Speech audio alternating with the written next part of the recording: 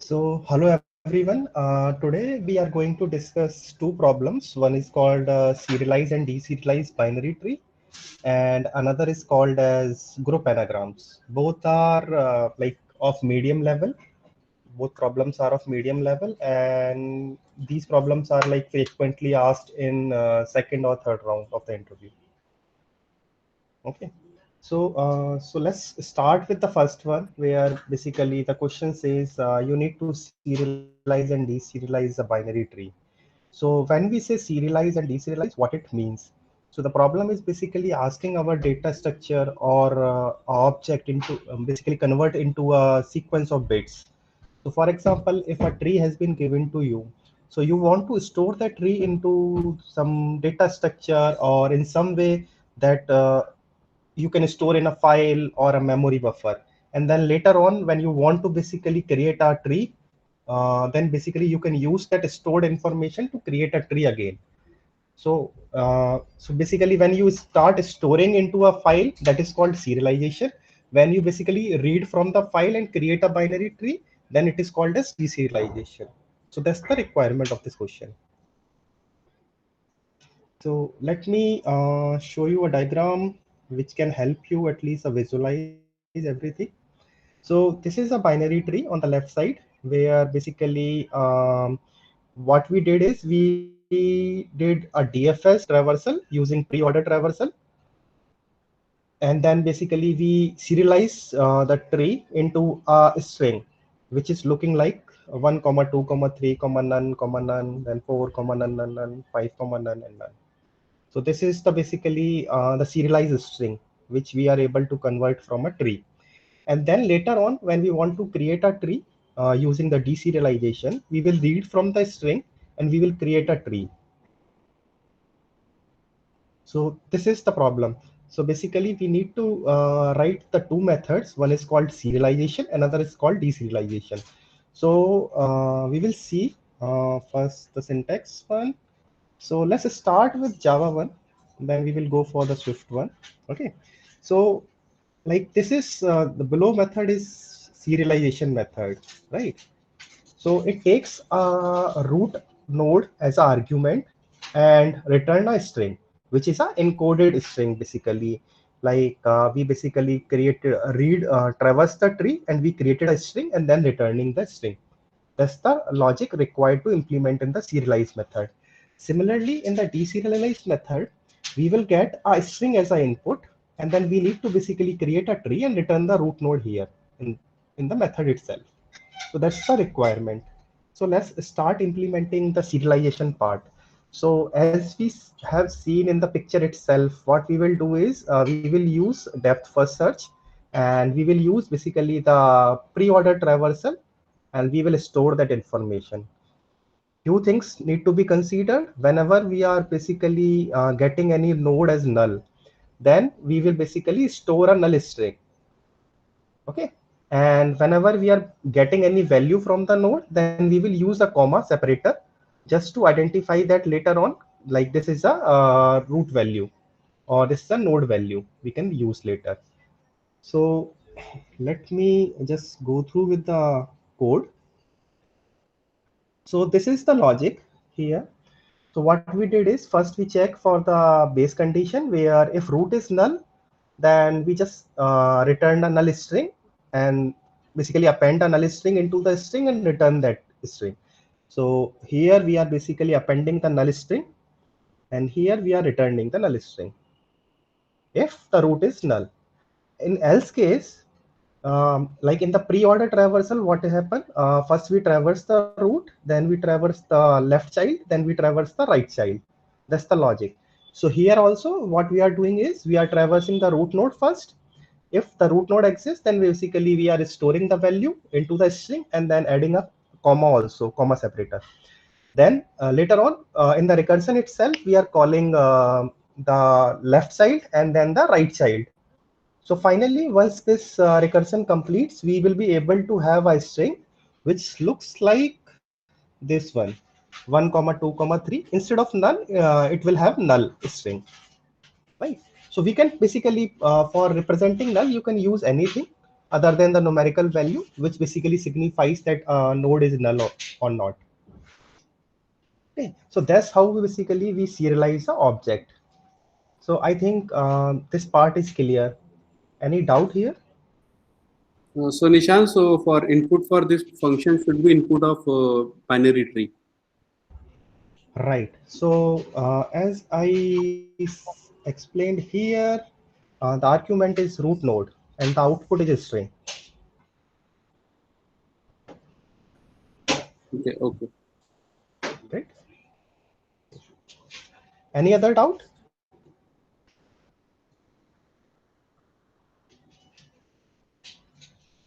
Okay. So let's move to the second part of this problem. Basically, we are able to serialize the tree. Now we need to deserialize the tree. Like basically, we need to here we will have a input, a string input, and we need to create a tree from the string input itself. So what we will do is like we used comma separator for all the values, either it is a numerical value or a null value. Then we will basically split our string using the comma separator, and we will get a array of numeric values or the null values. It could be anything, right? So basically it's a string array. So we will have a string array which has numeric values comma null as a string. Then later on, we will basically call our deserialize method. So let's go to the our method and we will see what is happening. Okay. So in this, we will getting a list of strings. So basically array of strings we are getting as an input. So the first condition should be like we will basically check at the 0th position whether it's is equal to null or not. Because if root node is null, then we do not need to do anything. We will just directly return null and the root pointer will become null and the output will also be null only. This is the base condition here. I hope it's clear. Okay, now again, what we will do is we will use the pre-order traversal itself just to build the tree.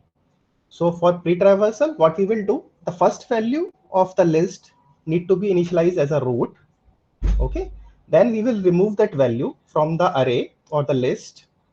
And then later on, we will call in the recursion, either the left one or the right one. So we basically call like this.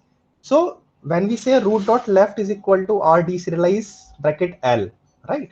So what it will do, it will basically try to traverse the left node, and then basically it will remove the left node, and then it will move to the next line where it will basically try to traverse the right node and assign the right node, and then again this will go on until we basically traverse the complete tree. So this is how we deserialize a string to tree. Is it clear?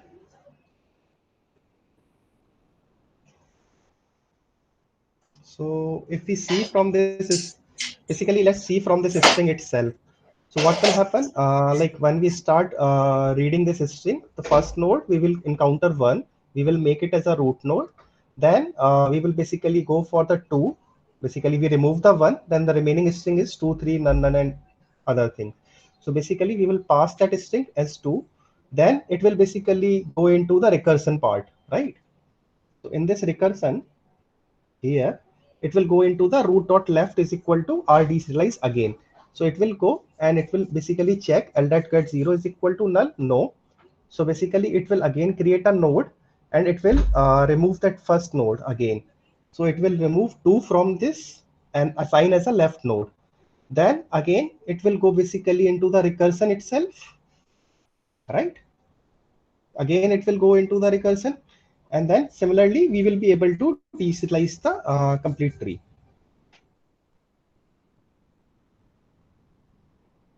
Take your time, go through with the code. In case if you have any query, do let me know.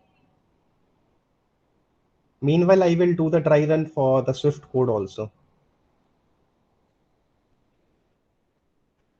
So in Swift also, what we will do is basically we have two methods. One is basically serialize this one, and another one is deserialize this one. So here basically we took one result array, and we will basically append all the root node. Basically, we will try to traverse the array. Instead of storing into a string, we will directly store into the string array, so that we do not need to split the string into an array later on. And this is the logic. Basically, this is the logic for building the string array. So this is our output here, the result one. And we will directly do the normal pre-order traversal itself. So we basically first read the root value, then we go for the left child, and then we go for the right child. Similarly, for the deserialized part also, here we will basically have the root value, then we will have the left child, and then we will have the right child also. So that's how we basically serialize and deserialize the tree using the DFS traversal. Any query here?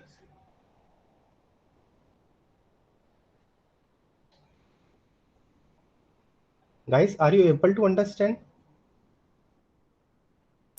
So I have a doubt. The type of traversal doesn't matter when we are serializing, right? If we are using pre-order, when we have to deserialize in pre-order only to get the actual result. Right. So this is the first approach which we discussed using the DFS traversal.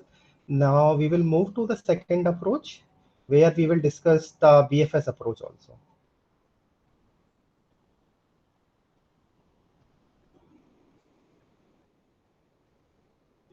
So this is our second approach where basically we will use a BFS traversal.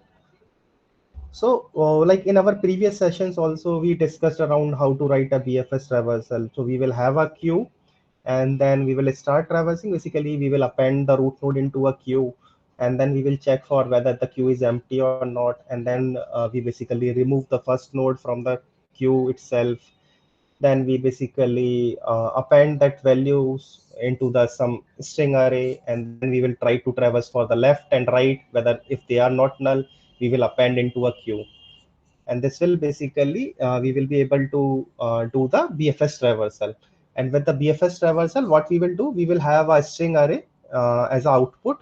So we will store while we are traversing, we will store into a string array all the values, and then later on we can basically using the joined operator to create a string also. In the Java, we will use toString. So this is the logic here for basically serialization using the BFS traversal. So what is BFS traversal? Basically, in a queue, we added the root node first. Then we basically remove the first node from the queue itself. Then we check for the null and other condition. And then later on, we basically traverse for the left and right node. We appended into the array, queue array, or basically queue linked list or array, like how you implemented a queue. And this is how basically we are able to do the serialization part. And later, once we are done, we will use this result basically string builder convert to a string itself. Similarly, for the Swift code also, if we go through with this code, what we are doing is we are basically appending the root node into the queue, and then we are checking whether a queue is empty or not. And then later on, we are basically traversing both the child here, left and right. So basically, it's just a simple BFS traversal where we traverse a complete tree stored into the string array itself. And then later on, we will be using that string. Basically, this is the output string. Using the vals array, we joined the string using a comma separator. And then in the deserialize method, a string will come as an input, and we will again doing the same BFS traversal for deserializing the string itself. The same logic as a BFS traversal. It's just the traversal approach is different. Earlier we are using BFS approach. Now here we are using the BFS approach. Any doubt?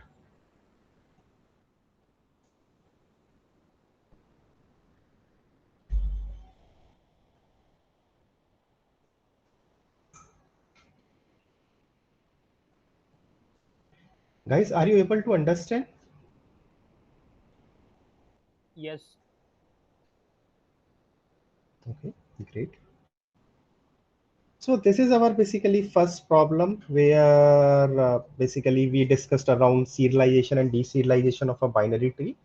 We discussed two approaches. One is DFS approach, another one is BFS approach. And now I would like to know what is the time complexity for both the approach and what is the space complexity for both the approach. Anyone? So let's talk about first approach, DFS1. What is the time complexity?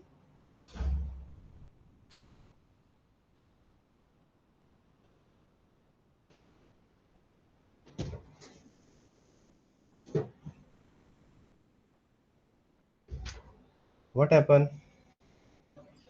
Okay, guys, I think if you can speak, then it will be better because I need to check for the chat. Gaurav Tanwar, order of n. Yeah, it's right. So, like you are talking about the time complexity or a space complexity? It's just a time complexity. Like for the serialization purpose, we need to go to the each and every node. So obviously, it's order of n. Right. And how about the space complexity? So space complexity is order of one because we are utilizing a single string. Okay. But because we are using recursion, so there might so we are Right. using Right, you got the point. Basically, like there are two type of space complexity. One, which is basically when we use any data structure to store the information. Another one is basically if you use the recursion, it will create a stack, and which will take basically order of n of space complexity. So thank you so much for picking that point. So similarly for the BFS also the same thing will happen, the time and space complexity, right?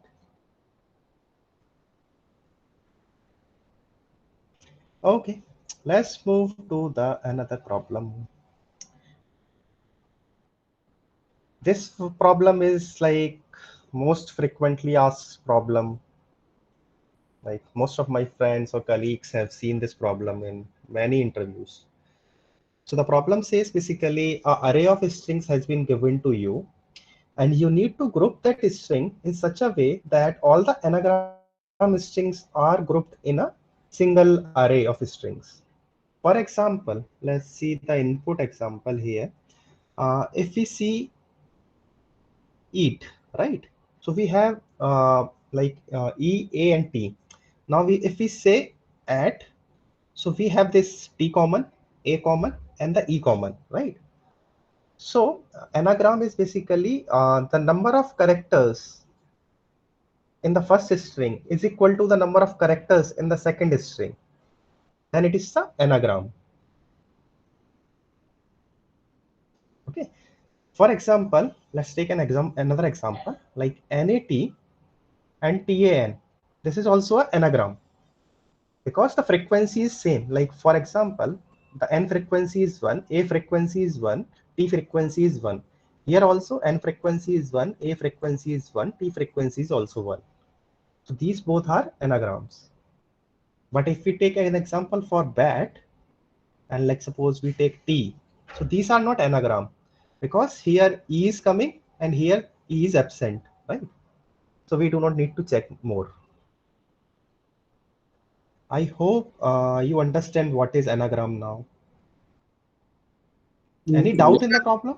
Yeah, Nishant, it is clear, but what output you are showing, that is not quite clear. Right. So like suppose if this 1D array has been given to you, now the output should be a 2D array. So it should be like this. Okay.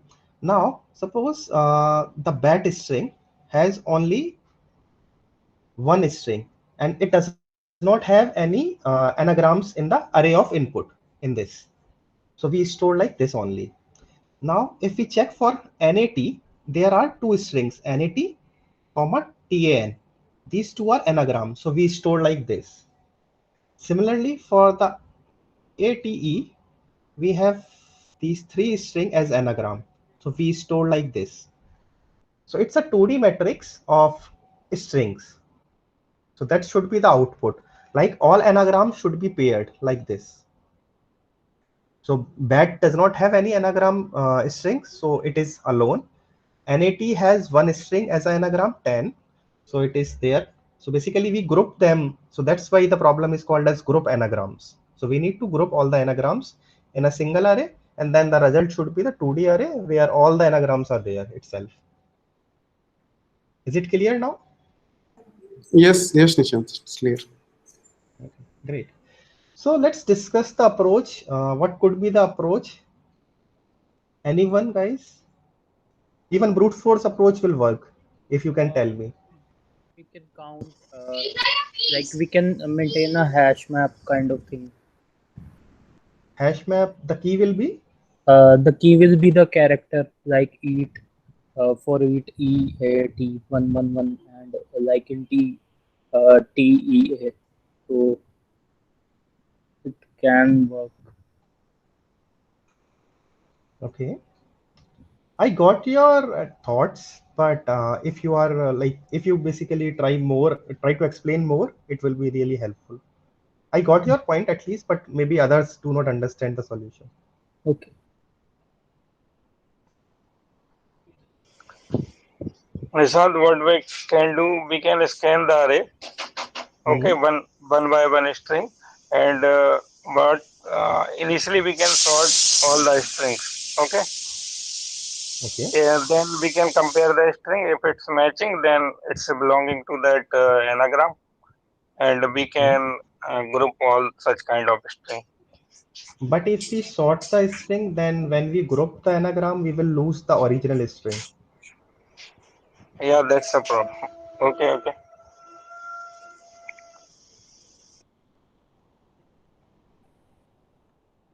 Okay. So let me basically start with our first approach. So the first approach is basically the sorting the string itself, but in a simpler way. So first we will go with the Swift solution. Okay. So this is our Swift solution. So let me first go through with the code, try to explain it so that you can write in any programming language. So this is our input string where it's the array of string, and we will check whether it's empty. If it's empty, we will directly return the empty array itself. So this is our base condition here. Okay. Now we create a map, like as one of you already told. So we will create a map here. Now the key should be the string. So what we can do is we can have this key as a sorted string. Okay. So for example, like if we have this ATE, EAT, these two string. So if we sort this, what will be the output? The output will be AET, right? In this also AET. This will be my output, right? So what I did is basically in a for loop, I start traversing the array. I sort that string. I make that string as a key here, and then start appending the values into that.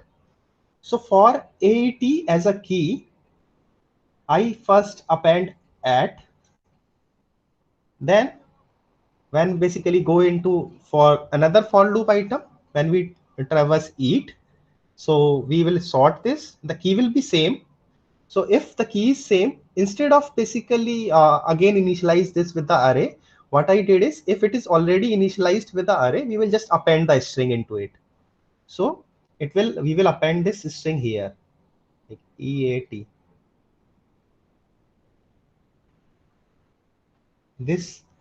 So this is how our hash map will look like.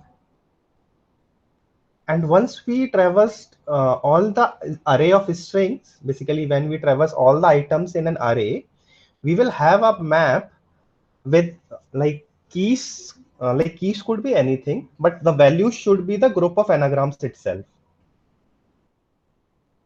Then what we will do, instead of returning the complete hash map, we will return only the values part. Instead of returning these keys, I will basically return only the values part. So this hash map will have like this, and another could have like this 10 comma nat. So like this kind of 2D array we will have in the here. So when we return the values of the hash map, it will be a kind of a 2D array itself. So the output will be array of strings. Is it clear? This approach is clear? Yes, sir. Yeah, clear, Nishant. Great. Let me go through with the Java solution also. Okay. Everyone can see now. Okay. So here we basically check for the base condition where if a string array is empty, we will return the empty array list. Then we created a hash map here also. Then in the for loop traversal, we basically short this string, right? So basically here what we did is we convert the string into a character array and then we short the character array itself. Then we will use that character array as a key and the value as a string itself. So that's the logic here. We can write similar to the Swift also. We can write in this way also. These are two different approaches, but the logic is same. Like what we are trying to do is we are trying to short the string and then store as a key and then try to basically append all the values for the similar key. That's the logic here. Now, what will be the time complexity for this solution? Order of n. N log n into number of the array count, the number of words. Okay, so let's try to calculate the time complexity here itself. Okay, I just show my answer. Wait. Okay, so suppose this for loop basically iterates n times, because suppose we assume there are n elements in the array. Okay, so it constitute of basically it constitute to my time complexity order of n. Now this sorting part, this sorting logic, suppose whatever be the string length, so suppose we have k length of a string, so what will be the sorting time complexity? K log k. Is okay. Right? Yes, sir. So if we basically sum these two, whether we need to sum or multiply, guys? Multiply. I guess multiply. Multiply. Right, because like in the for loop itself, we are trying to do the sorting part. So we need to multiply, right, here. So the overall time complexity will change to nk log k. I hope you guys understand how to calculate the time complexity, right? Yeah. Great. And what will be the space complexity here?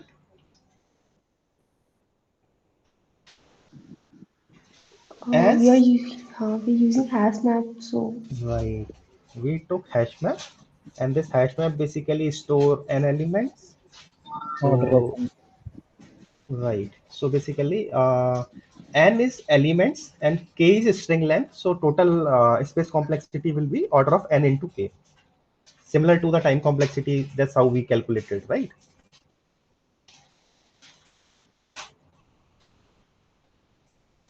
Is it clear?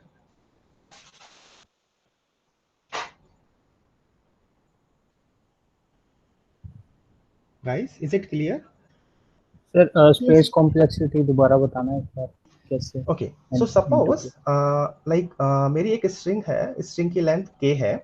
Okay, so I have a string of length k and there are total n number of strings. So what will be the total space complexity? Number of strings multiplied by the length of the string itself, the maximum possible length, which is k. Okay, got it. Okay, so this is you can see the visual representation of what we did for the first approach. Like we have this array of strings. Like here the color represents the group, like ARE and EAR both are anagrams. Like these two are anagrams, then these two are anagrams, and this one is also anagram with this, and then this is only the single string, right? So these color represents anagrams itself. So what we did here is we basically short the key So AER is the sorted string, and we store the group of anagrams here. Similarly, for the ABT, we sort the string and then we store the group of anagrams. Similarly, for the ECDO, we basically sort the string as a key and then we store the anagram. So this is basically a basic hash map. So when we return this hash map dot values, so what will be returned? This information will be returned. Like now I believe like everyone can visualize what we are trying to do with the solution itself. Similarly, if we see through the Java solution, what we did is basically instead of doing the string sort, we converted that string into the character array, and then we basically sort, and then we store that as a key, and then we basically store those groups, anagrams into a array. That was the logic for the Java one. Is it clear?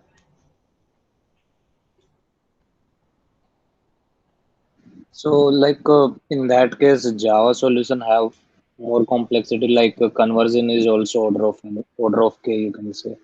So it should be nk square log k.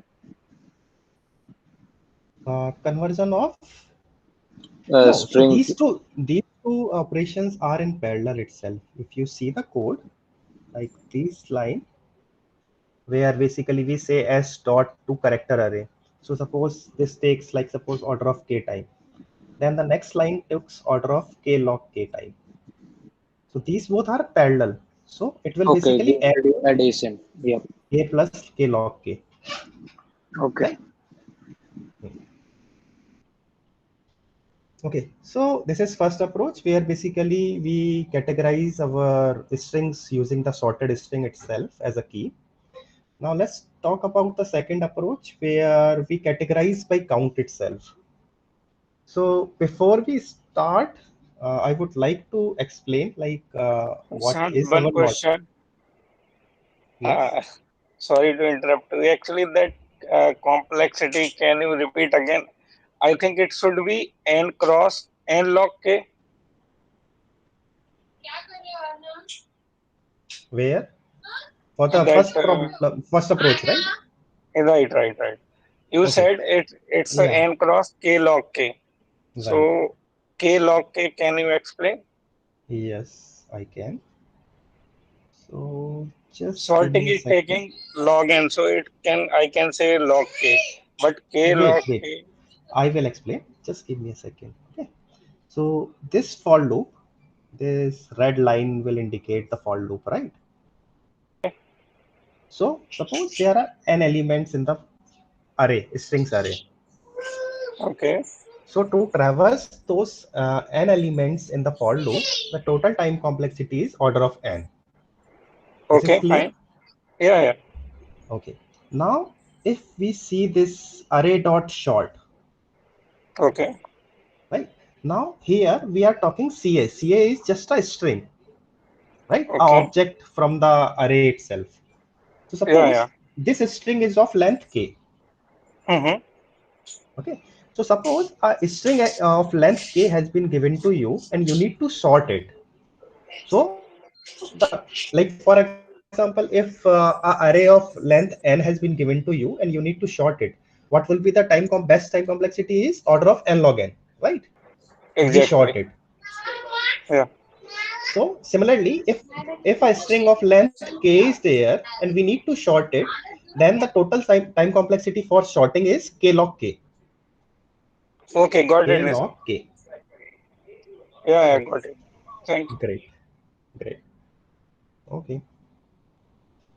So let's talk about the second approach where we categorize through the count itself. So what we will do is, let me go through with the code itself, or I can just first go with the example. Like this is the approach we are going to follow while writing the code. So like for example, if AAB and ABA, these two are given to us. So what I will do is I will count the frequency of each character and I will store it. So A is coming 2 times, V is coming 1 time. So I store this as a key and then AAB as a value. Similarly, ABA, where I basically count A frequency and then I count B frequency. I store as a key, and then basically I append here. This approach. Now, how this approach is different from the previous one? Can anyone tell? So like here we are keeping the count of the keys, and there we are exactly keeping the doing the sorting, and sorting may take place. It was a more expensive operation than this counting. Right. So here what we will do is for calculating the frequency of each character, the total time complexity will be order of k itself. But if earlier in our previous approach, what we are trying to do is we are trying to short the string. That takes k log k time. So here we save log k time by using this approach. So that's why this approach is optimized one. Earlier approach takes nk log k time. Now this approach will take order of n into k time. Now I will just do the dry run. I hope the approach is clear to everyone. So this is basically we took a hash map where the key will be a character. Basically key will be an array or a hash map of character colon integer. So each character frequency will be stored as a key itself. And then the particular string which we traverse, we will store as a value. So this strings dot for each, we will basically doing a normal traversal in an array of strings. Okay.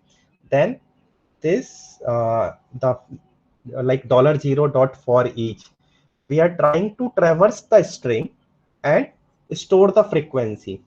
So for storing the frequency, there are multiple approaches. Like either you can have a character as a key and integer as a value, or instead of like if you do not want to use character colon integer like hash map, what you can use is you can have an array, and array length could be like, suppose if you are in the question it says like consider the lowercase strings only, then you can, that array could be of size 26 only, and each character like if you reduce that like minus 48 ASCII value, so each character will indicate the index of that array, and we can basically directly update the value at the index of the array.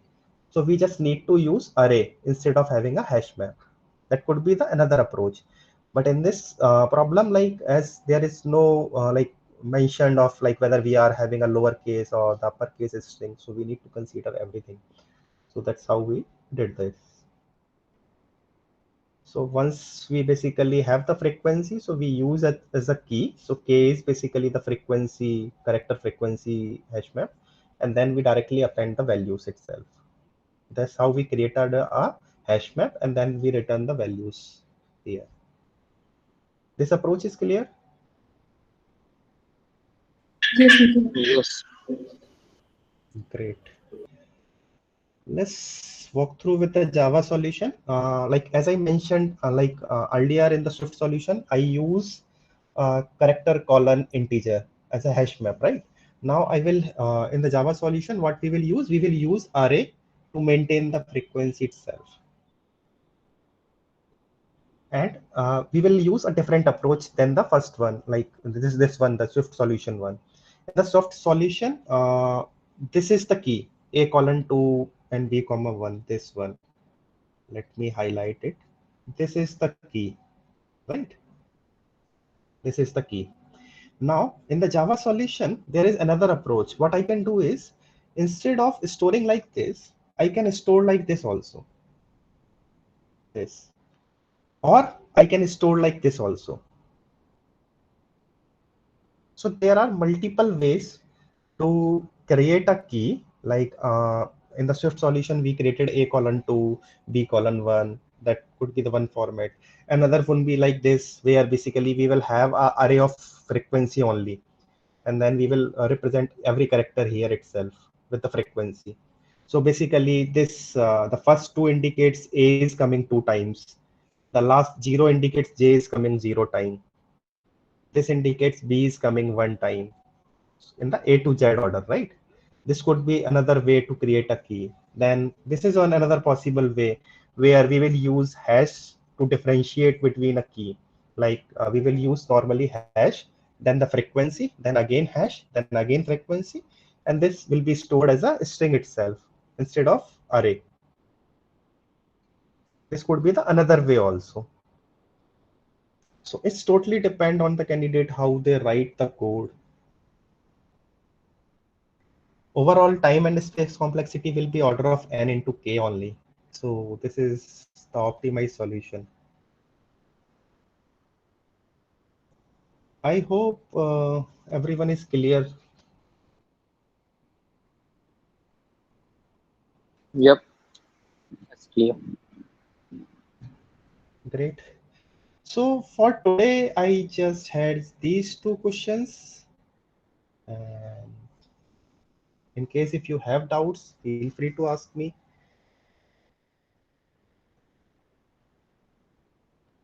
No questions? Okay, guys, thank you so much for your time.